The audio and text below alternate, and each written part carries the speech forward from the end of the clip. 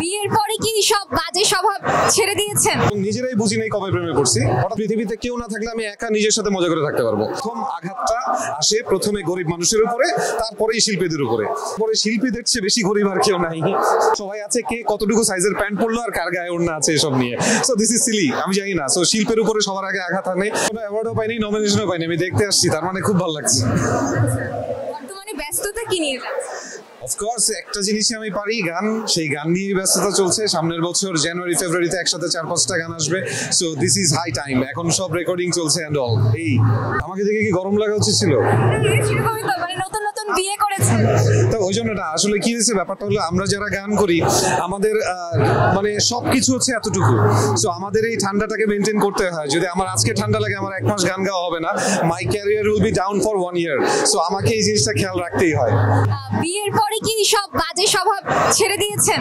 স্বভাবগুলো তো মানুষের কাছে বাজে, আমার কাছে কখনো বাজে ছিলই না।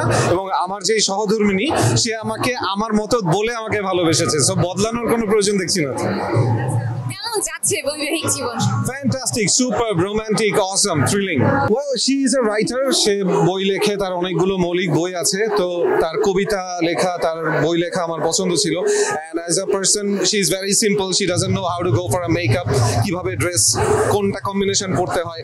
আমারও সেম অবস্থা। আমরা দুজনেই ঘরের ভিতরে থাকতে পছন্দ করি, ঘুরতে খুব একটা যাওয়া হয় না। আমিও খুব একটা আউটগোয়িং না, মাঝে মাঝে কোথাও কোথাও যাই।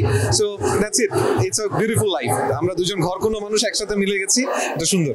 আসলেই দুজন একসাথে প্রেমে পড়ছি এবং নিজেরাই বুঝি নাই কবে প্রেমে পড়ছি। হঠাৎ করে বুঝলাম যে we are in love with each other. একজন আরেকজনকে ছাড়া কষ্ট হচ্ছে না। আপনাদের সবার বা যে কারো অ্যাকচুয়ালি লাইফ পার্টনার চুজিং এর ক্ষেত্রে ভয় লাগে, কারণ তারা একা থাকতে ভয় পায়। রেহান রাসূল একা থাকতে ভয় পায় না।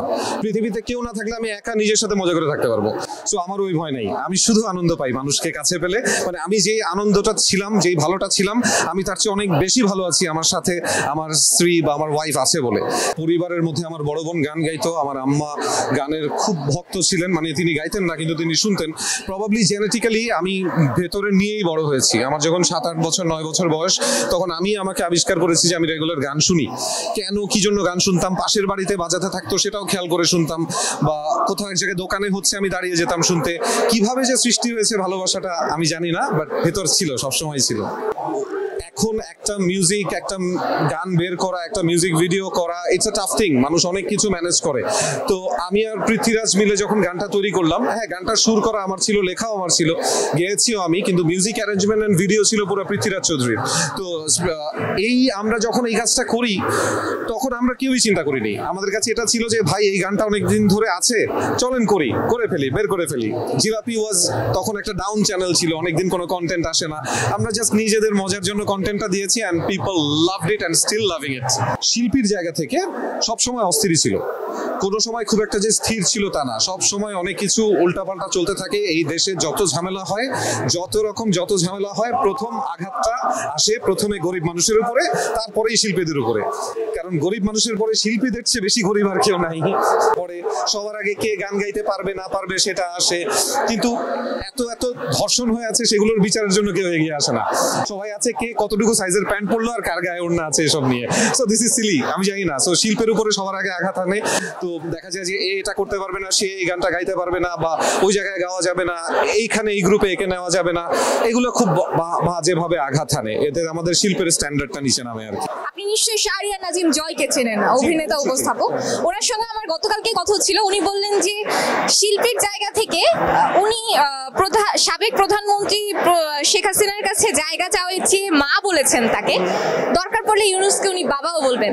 তো আপনার কাছে কি মনে হয়, শিল্পীর কি এতটাই নিচে নামা দরকার আছে বলে মনে করেন? দেখেন, ফার্স্ট অফ অল আপনার প্রশ্নটার মধ্যে শিল্পীকে নিচে নামানো কথাটা আছে। আমি প্রথমে এগ্রি করছি না যে শিল্পী এটা করলেই নিচে নেমে যায়। এখন সবচেয়ে বড় কথা হচ্ছে প্রত্যেকটা শিল্পী মানুষ, তাই না? এবং মানুষের মধ্যে খারাপ ভালো থাকে, যে যার সাধনা। একজন শাহরিয়ার নাজিম জয়, তিনি তার সাধনা করে ওনার অ্যাক্টিং লেভেলটা কোন জায়গায় পৌঁছেছে, আমি শুধু ওইটুকু দেখতে চাই। আমি এটা দেখতে চাই না যে উনি কাকে মা বললেন, কাকে বাবা বললেন, কে ওনাকে বাবা ডাকলেন।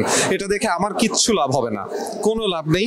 ইনফ্যাক্ট এটা দেখে আমার মনে হয় ওনারও লাভ হবে না। ওনার ক্যারিয়ার যদি উনি চিন্তা করে তাহলে ওনাকে যারা পছন্দ করে তারা ওনাকে ওনার অ্যাক্টিং দেখে উপস্থাপনা দেখে পছন্দ করে।